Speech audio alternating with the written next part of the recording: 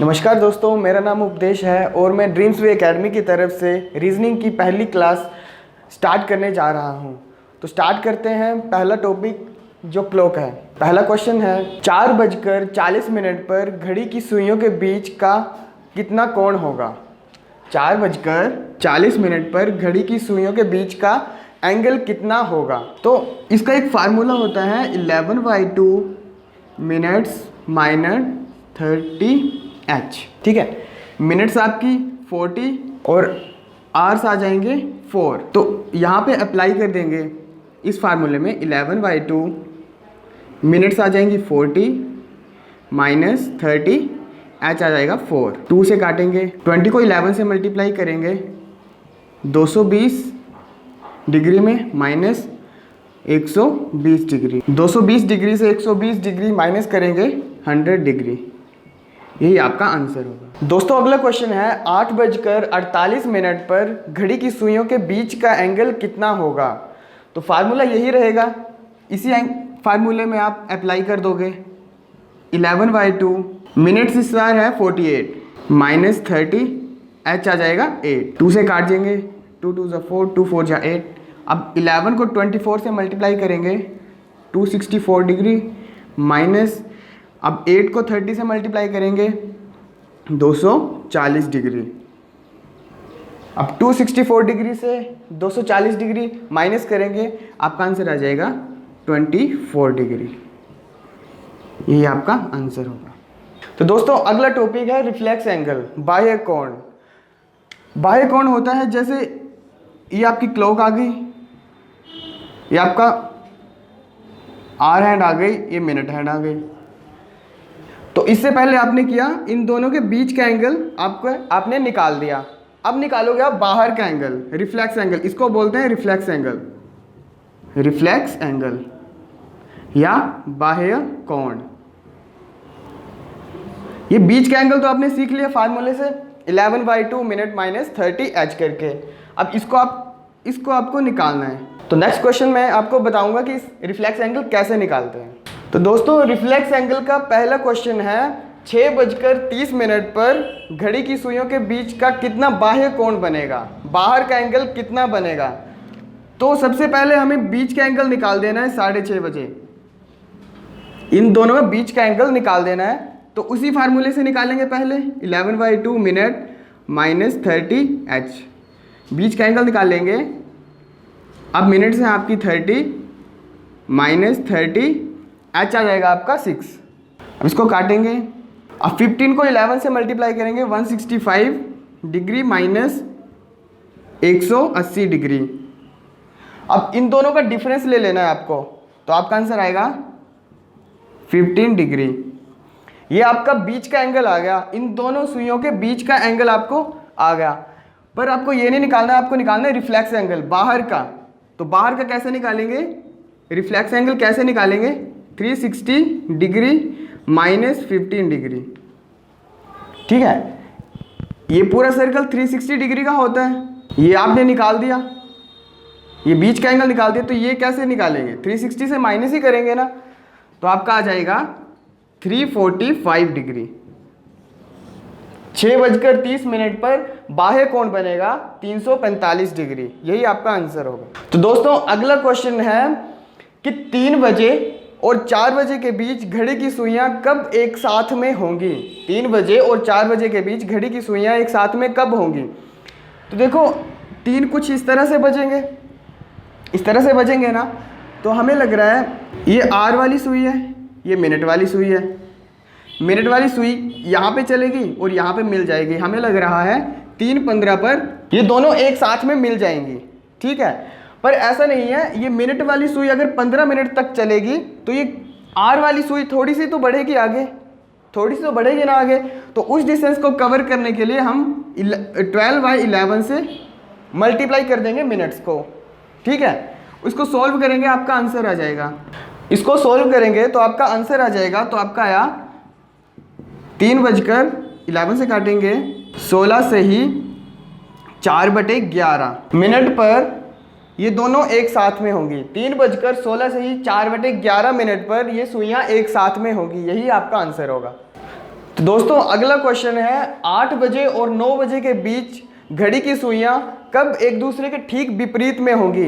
ठीक विपरीत में होंगी और 180 डिग्री में होंगी, एक ही बात है। जैसे 100 इस तरफ है, 100 इस तरफ है, 180 डिग्री बन गया ना, और एक दूसरे के ऑपोजिट भी है, ठीक विपरीत भी है। तो 8 बजे और 9 बजे के बीच घड़ी की सुइयां एक दूसरे के विपरीत कब होंगी? तो देखो 8 कुछ इस तरह से बजते हैं, ये 8 बज गए, तो ये मिनट वाली सुई है, ये मिनट वाली सुई है, ये आर वाली सुई है। तो ये मिनट वाली सुई चलती है और जब 2 पर पहुंचती है तो हमें लग रहा है एक दूसरे से ऑपोजिट आ गई। ये आर वाली सुई है, मिनट वाली सुई एक दूसरे से ऑपोजिट आ गई।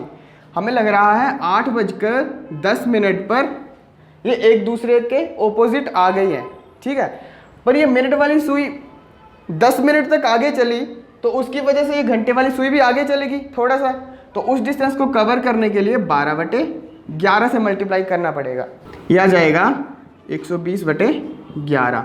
आपका आंसर आ जाएगा 8:10 से ही 10/11 पर ये एक दूसरे के ठीक विपरीत डायरेक्शन में हो जाएंगे। यही आपका आंसर है। दोस्तों अगला क्वेश्चन है 7 बजे के बाद 90 डिग्री का कोण पहली बार कब बनेगा? 7 बजे के बाद 90 डिग्री का कोण पहली बार कब बनेगा? तो घड़ी में 7 कुछ इस तरह से बजते हैं। पहले हमें 90 डिग्री समझना पड़ेगा। 90 डिग्री कुछ इस तरह से बनता है, ये 12, ये 3, ये 90 डिग्री का कोण है। तो इनके बीच में कितने डिजिट आए? 1 और 2, ठीक है। 1 और 2 2 डिजिट आ गए ना। इसका मतलब है 90 डिग्री का कोण बनाने के लिए बीच में 2 डिजिट आने चाहिए, ठीक है। तो ये आर हैंड है, ये मिनट हैंड है, मिनट वाली सुई और घंटे वाली सुई ये है, ठीक है। तो इन दोनों सुइयों के बीच में 2 डिजिट का होना जरूरी है। एक तो आ गया 6, एक आ गया 5 और एक आ गया 4। जब ये मिनट वाली सुई 4 पर पहुंच जाएगी तब 90 डिग्री का कोण बन जाएगा। मिनट वाली सुई 4 पर पहुंच जाएगी तो 90 डिग्री का कोण बन जाएगा ना पहली बार 7 बजे के बाद। तो हमें लग रहा है अब 4 पर कितनी मिनट्स होती है? 20। तो 7:20 पर 90 डिग्री का कोण बन जाएगा पहली बार। पर ऐसा नहीं है, जब ये मिनट वाली सुई 20 मिनट तक चलेगी तो ये घंटे वाली सुई आगे बढ़ जाएगी थोड़ा सा। तो उस डिस्टेंस को कवर करने के लिए 12/11 से मल्टीप्लाई कर दो। कई बार ऑप्शन में ऐसे आ जाता है और इसको आगे सॉल्व करेंगे। 21 से ही 9/11, यही आपका आंसर होगा। 7:21 से ही 9/11 पर पहली बार 90 डिग्री का कोण बन जाएगा। यही आपका आंसर है। तो दोस्तों इसी में ही अगला क्वेश्चन है मिरर। दर्पण में से क्वेश्चंस आ जाते हैं। जैसे क्वेश्चन है कि दर्पण में देखने से यही प्रतीत होता है कि 4:40 का समय हो रहा है और वास्तविक समय आपको बताना होता है, ठीक है। तो कुछ नहीं करना है, मिरर में आपको 11:60 11:60 से माइनस कर देना गिवन टाइम को। ये क्या है? Given time. इसको माइनस किससे करना है? 11:60 से माइनस कर देना है। अब 60 मिनट से 40 मिनट गई, कितनी बच गई? 20 मिनट। और 11 से 4 गए 7। आपका आंसर आ जाएगा 7:20। यही आपका आंसर होगा। तो दोस्तों अगला क्वेश्चन है 12:25 हो रहे हैं दर्पण में देखने से, ठीक है। तो आपको वास्तविक समय बताना है। दर्पण में देखने से ये प्रतीत हो रहा है कि 12:25 का टाइम हो रहा है। तो वास्तविक समय आपको फाइंड आउट करना है। कैसे करेंगे? अब आप 12:25 को कैसे लिख सकते हैं? ऐसे लिख सकते हो। 12:25 को आप ऐसे भी लिख सकते हो, ठीक है। कंसेप्ट वही है। 11:60 से माइनस कर दो, 11:60 से माइनस कर दो, तो ये आ जाएगा 11 और 60 मिनट से 25 मिनट गए 35। 11:35 आपका वो समय आ जाएगा, वास्तविक समय। यही आपका आंसर होगा। तो दोस्तों क्लॉक पे अगला क्वेश्चन आ गया वाटर का। वाटर इमेज से भी ऐसा क्वेश्चन बन जाता है कि जैसे कोई टाइम आ जाएगा आपको, तो आपका वास्तविक समय पूछ लिया जाएगा। तो उसको कैसे करते हैं? पहले इस बात को समझ लो कि जब भी आपका टाइम जो आवर्स आएंगे वो 5 से कम आ जाएंगे, 5 या 5 से कम आ जाएंगे। आपके आवर्स जब 5 या 5 से कम आ जाएंगे तो हम माइनस कर देंगे आवर्स को 5 में से, ठीक है।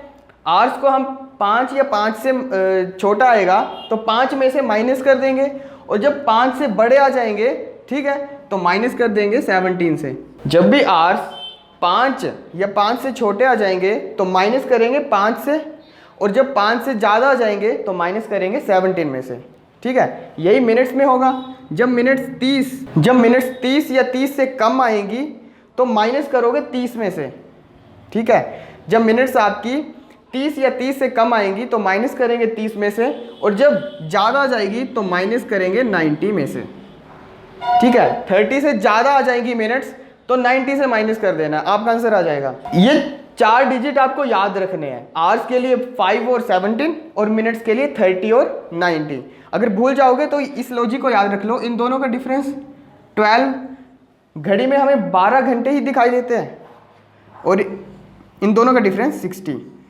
मिनट्स कितनी होती है? 60। तो इस तरीके से याद कर सकते हो कि इन दोनों का डिफरेंस 60 और इनका डिफरेंस 12, ठीक है। तो दोस्तों वाटर इमेज का पहला क्वेश्चन है कि जल में देखने से यह प्रतीत होता है कि 2:20 का समय हो रहा है। जल में देखने से यह प्रतीत हो रहा है कि 2:20 का समय हो रहा है। तो वास्तविक समय क्या होगा? वास्तविक समय क्या होगा? तो जैसे कि मैंने पहले बताया, आवर्स देख लो, आवर्स ये होते हैं और मिनट्स ये हो जाते हैं, ठीक है। अब आवर्स देखो 5 से छोटे हैं ना, 5 से छोटे हैं तो उसको 5 से माइनस कर दो, 5 से माइनस कर देंगे, ठीक है। और ये 30 से कम है तो उसको 30 से माइनस कर दो, ठीक है। तो ये आ जाएगा 5 में से 2 गए 3 और 30 में से 20 गए 10। तो आपका वास्तविक समय क्या आ गया? 3:10। यही आपका आंसर होगा। तो दोस्तों नेक्स्ट क्वेश्चन है कि जल में देखने से यह प्रतीत हो रहा है कि 12:30 हो रहे हैं, ठीक है। तो आपको वास्तविक समय निकालना है इसका। तो कैसे करेंगे? अब देखो ये आवर्स है, ये मिनट्स है, ठीक है। अब ये 5 से ज़्यादा आ गया तो किससे माइनस करेंगे? 17 में से माइनस कर देंगे इसको, ठीक है। और ये 30 है, मैंने बोला जब 30 से कम आएंगे तो 30 में से माइनस कर देंगे। ये 30 है तो 30 में से माइनस कर दो। अब 17 में से 12 गए, कितने बच गए? 5, और 30 में से 30 गए 0। तो आपका वास्तविक समय क्या आ गया? 5। यही आपका आंसर है। तो दोस्तों नेक्स्ट क्वेश्चन है कि घड़ी में प्रातः के 9 बजे हैं तो घंटे की सुई को कितना कोण आगे बढ़ना चाहिए जब घड़ी में दोपहर का 4 बज रहा हो, ठीक है। एक घड़ी में प्रातः के 9 बजे हैं तो घंटे की सुई को कितने कोण आगे बढ़ना चाहिए जब घड़ी में दोपहर के 4 बज रहे हों। तो इसको कैसे करेंगे? क्वेश्चन में आपका कि प्रातः के 9 बज रहे हैं, ठीक है। प्रातः के 9 बज रहे हैं तो ये 9 ही बज गए। इनके बीच में कितने डिजिट आएंगे? 10, 11, 12, अब 1, 2, 3 और ये 4, ठीक है। ये 4 आ गए। मतलब ये मिनट वाली सुई है और ये आवर्स घंटे वाली सुई है ये, ठीक है। तो घंटे वाली सुई को कितना कोण आगे बढ़ना चाहिए कि 4 बज रहा हो? तो 1, 2, 3, 4, 5, 6, 7 घंटे तक घंटे वाली सुई को 7 घंटे बढ़ना चाहिए, ठीक है। पर आपसे पूछा क्या है? कितना डिग्री घूमना चाहिए। तो हमें पता है कि 12 घंटे में जब 12 घंटे हो जाते हैं पूरे कंप्लीट, घंटे वाली सुई जब 12 घंटे घूमती है तो कितना डिग्री घूम जाती है? 360 डिग्री। पूरा सर्कल कितने डिग्री का होता है ये? 360 डिग्री का। तो 12 घंटे घूम गई 360 डिग्री। तो 1 घंटे का क्या आ जाएगा? 360/12, ठीक है। अब आपको कितने घंटे चाहिए? कितना घंटे घुमाने हैं घंटे वाली सुई? 7 घंटे तक। तो 1 की वैल्यू 360/12, तो 7 की कितनी आ जाएगी? 360/12, तो 7 से गुणा कर देंगे, ठीक है। अगर 1 की वैल्यू 360/12 है तो 7 का कैसा आएगा? 7 से गुणा कर देंगे, इसको काटेंगे, 12 3 जा 36 और 7 3 जा 21 करके 0, 210 डिग्री।